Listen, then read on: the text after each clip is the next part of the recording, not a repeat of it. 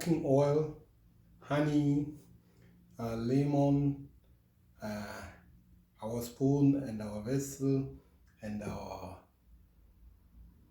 flour, our sugar. Don't think that we are going to cook somebody or to cook something, you know.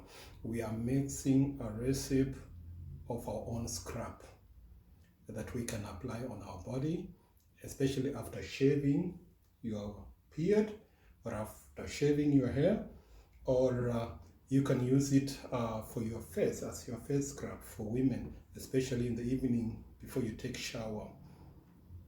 It's always good to remove the dead tissues. So apply it, it's natural, and it has no harm. But as I said before, you have to test it on your skin, leave it 5 minutes and see how your skin reacts after mixing, because some of you might be allergic to some oil or to some to honey. Okay, good. Thank you so much. Welcome, and watch part 2 of the scrap.